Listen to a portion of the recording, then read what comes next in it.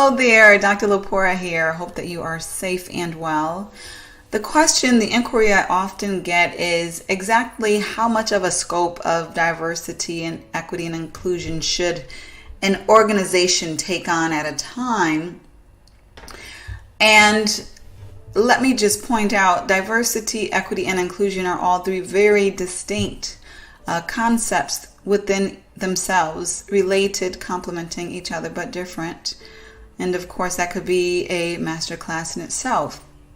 That being said, the answer is it depends. And there are various factors that goes into that, and we're going to talk about that today. So again, we want to often ask ourselves, can we even boil the ocean of diversity, equity, and inclusion? When we know that there is a good thing, we want it immediately. It makes good business sense. It's good for our customers, good for our organization. And so when we know that it's a good thing, we tend to want it all immediately. And so the answer to that is yes, we can boil the ocean, but not all at once. And yes, that may sound somewhat contradictory or like an oxymoron, but the fact of the matter is that diversity, equity, and inclusion are concepts, are goals that are so important that you want to keep a line of sight of those even aspirational goals at all times within your organization. So in that sense, you want to keep your line of sight on that ocean, so to speak, on that entirety of potential opportunity, while biting one chunk at a time. And that one chunk at a time is going to depend on your organization, and we're going to get into the factors that influence the chunks, so to speak, that your organization will take at a time. But nonetheless, regardless of your organization, you should be taking a methodological approach to getting to that inspirational D&I utopia, if you will. So what we've seen in the past with D&I is sort of this one blast, one and done effort. If you're good, quote unquote, you may do that one blast once a year or twice a year, and that has tended to look like a simple training class or a sensitivity session, or things of that nature. But what we have been realizing, many of us before, but what the world is now realizing, is that the diversity, equity, and inclusion issues that exist, at least within the country of the United States, and I know it exists many other places, but I'm going to speak specifically of the U.S., knowing that more intimately, that these are very systemic issues, very deeply ingrained issues that require systemic solutions, holistic solutions that address not just the topical skill set of people, but the practices, the institutions themselves, the policies, the culture, representation, a holistic effort. If you truly want to transform to be a healthy D&I organization, and that if is obviously there because we always have that choice. So now what you see is specifically an organization diversity, equity, and inclusion maturity model, and this shows pretty much a journey that you would take as an organization to get to that sustained level, what I call D&I utopia, so to speak. Let me qualify by saying there are very few organizations at that sustained level. Do I say that to discourage you from aiming at it? Absolutely not. I believe that every organization should be aiming there. But I say it in a sense of showing how much work every organization truly has to do to make a systemic transformative difference. While not reading this in entirety, you can look at it, obviously yourself at your own leisure. The theme that you will see here is an organization graduating from a basic level, a level that is purely reactive, that is solely concerned with DE and or I for reasons of compliance, legality, lack of liability. That's your, basement, if you will, rock bottom level of D&I within an organization. And then you can go all the way to the sustained level, the most graduated level. And at that level, quite frankly, it's not about external effort, as you will see more so within these medium areas of awareness, appreciate, and integrate. Once you get to the sustained level, your organization is DE&I. It is ingrained in the culture. It is institutionalized. So it's not about it being this separate entity. If you were to change the D&I within your organization, you would change the culture. If you were to lose D&I, you would lose some of your organization's culture. That's what that sustained level looks like. And in between there, it's really a focus of going from, appreciating the importance of D&I, valuing it, to hiring other people on the outside to help you to do it, to aiming to do it inside, to holding people accountable for it, and then ultimately getting to that sustained point of it being institutionalized and a significant part of who your organization is, what your organization is.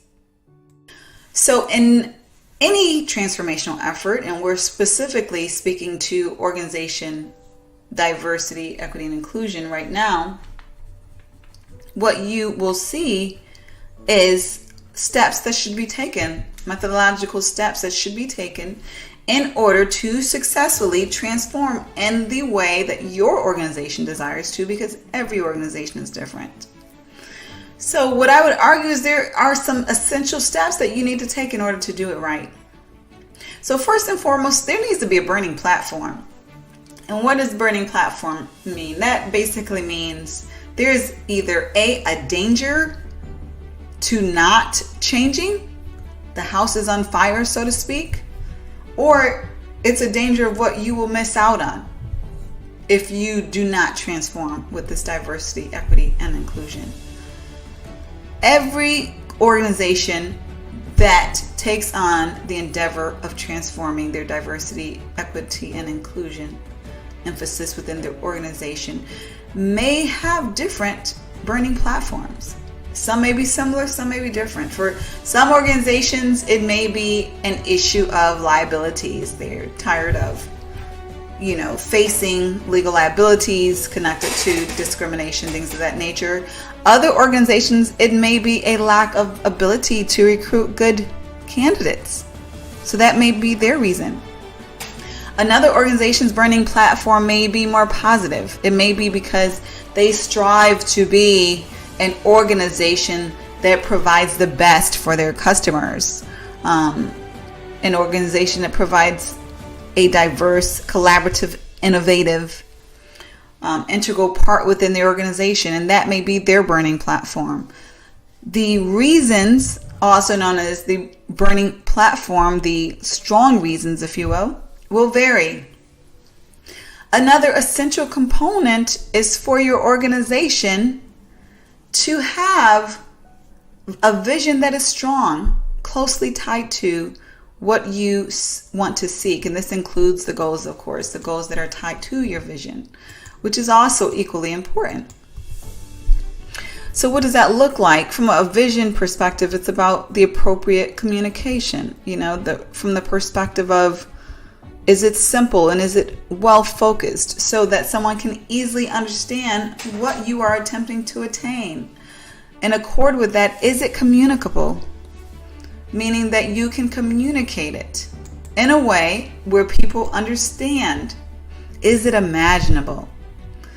This begs the question, obviously this is subjective, but for your organization, can people imagine this vision actually happening? Or is your culture so far from that vision that they can't even imagine your organization getting there?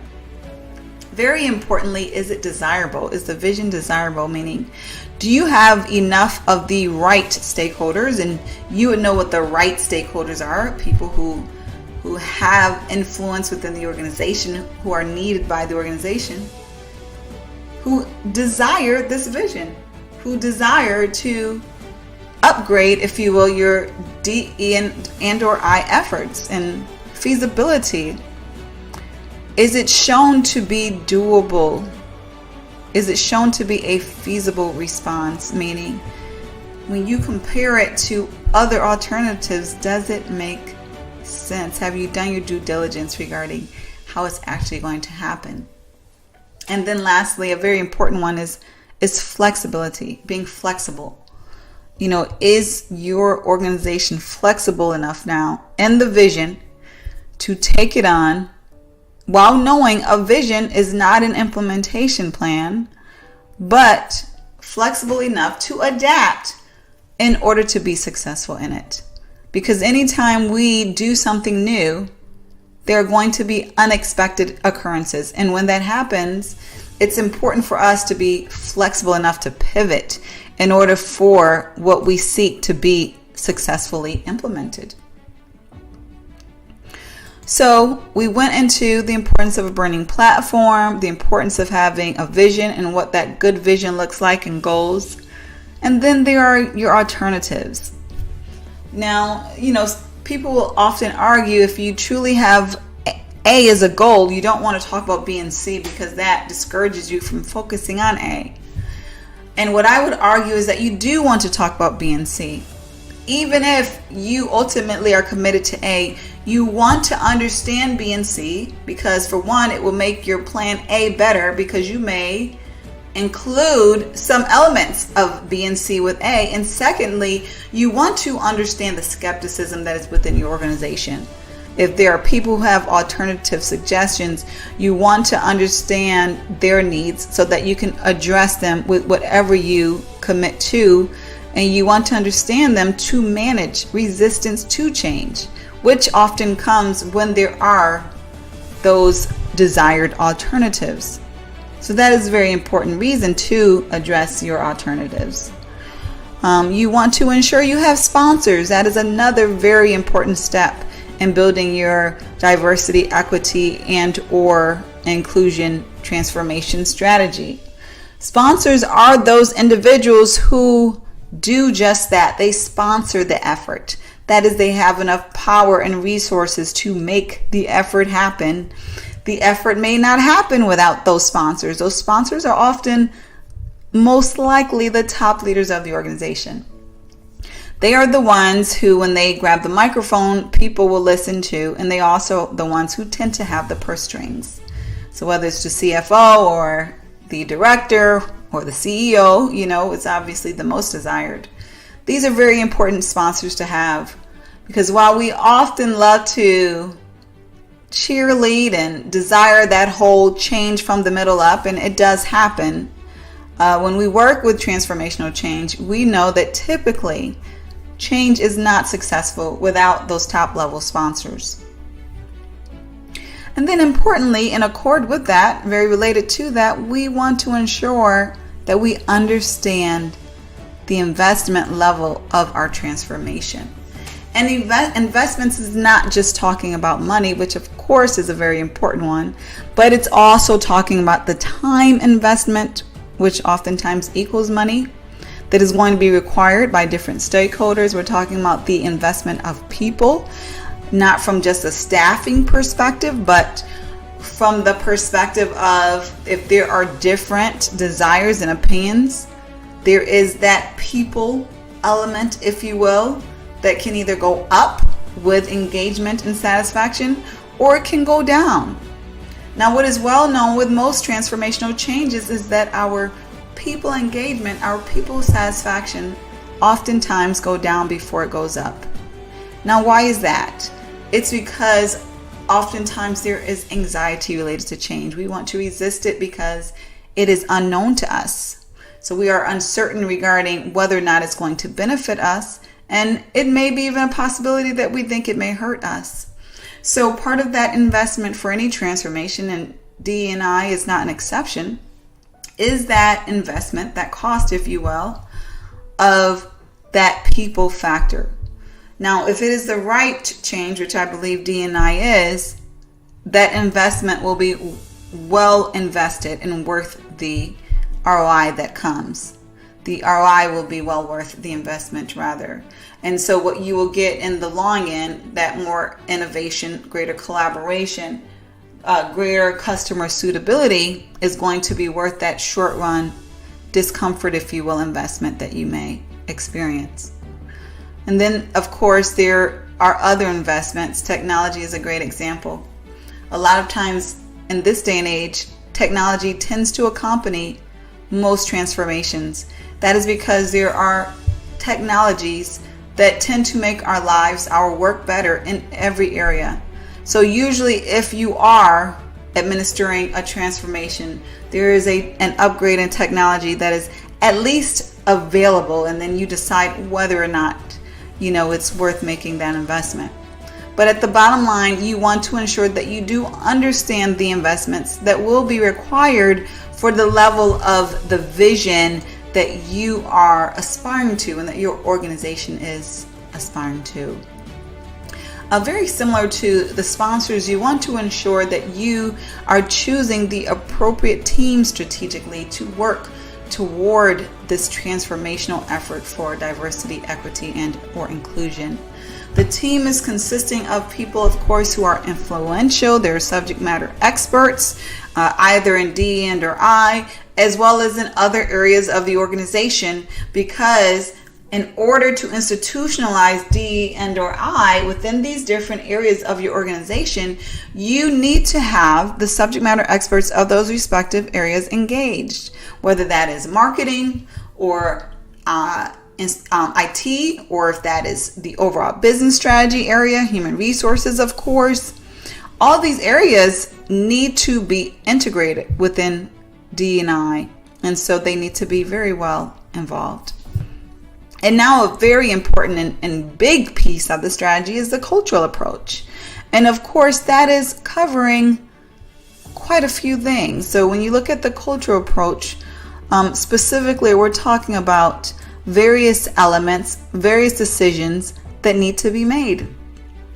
And so one of those decisions, as you can see here, is specifically about how you're going to roll out the transformation.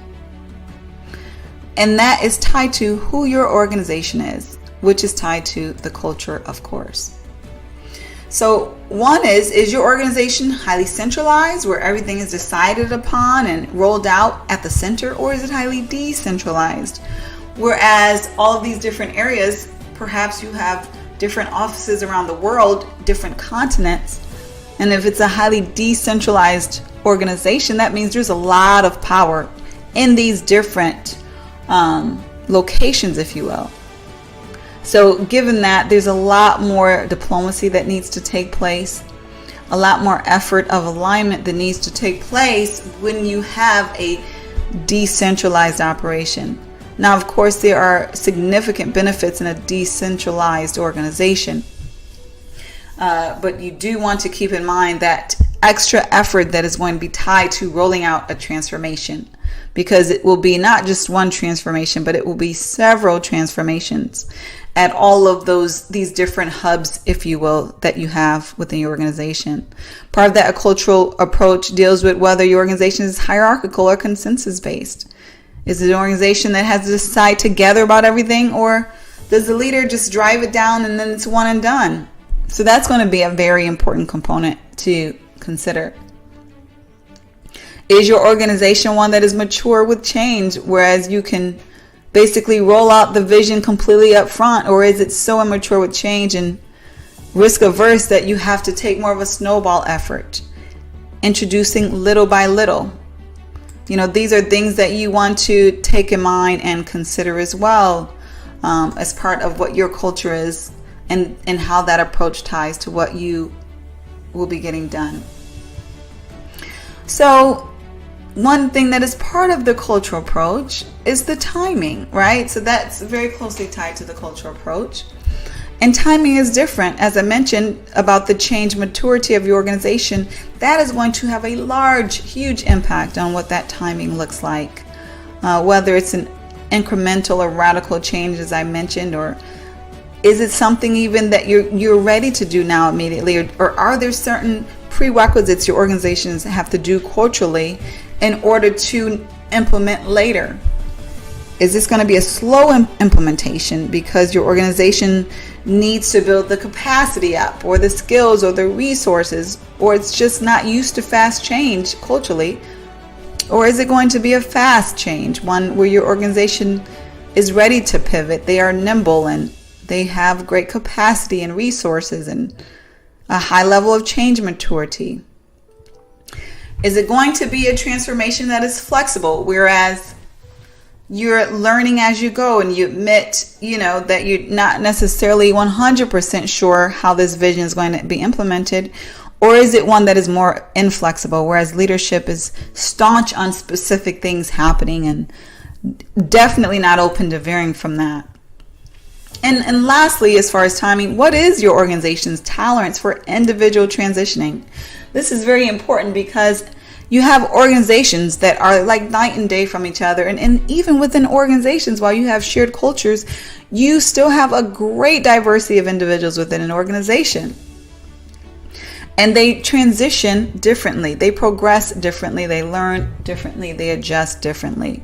And so your organization has to decide what is going to be your tolerance for individual transitioning. If there's an individual who is stuck in his or her own ways, what is your tolerance or patience level for those types of individuals? These are elements that need to be decided. And then lastly, you want to make sure that whatever assumptions that do exist up front are shared in a transparent way. And this will help to prevent confusion, reduce the level of confusion. It will help also to be prepared for what obstacles or challenges may happen through the transformation toward more diversity, equity, and inclusion. Certain examples of assumptions include: will your business model change? Will your systems, technology change? Will the processes change? Will your departments be reorganized? Or will your workforce need to be augmented because you don't have the right skill sets inside? How will your employees need to be trained? What are the dollar limits? We may say, oh, we absolutely want this to happen. We're absolutely behind it. But we need to know, well, how much money are we truly willing to commit? And similar to that, how much time are we truly willing to commit to this effort? These types of assumptions, if they exist, they need to be well communicated, well aligned, so that people can work together in a healthy, collaborative way. So these are very important components that go into a healthy transformation for diversity, equity, and inclusion. Again, achieving holistic DE&I is a transformational shift. It's not a lightweight move. It's definitely not just a training class or a session. And it's something that you want to do in a very methodical, rigorous way so that it can make a truly important and beneficial impact for your organizations. If you do have any questions regarding this topic, feel free to email me, and I will provide some answers for that. If you have found this masterclass helpful, please do share it with others, and have a phenomenal day.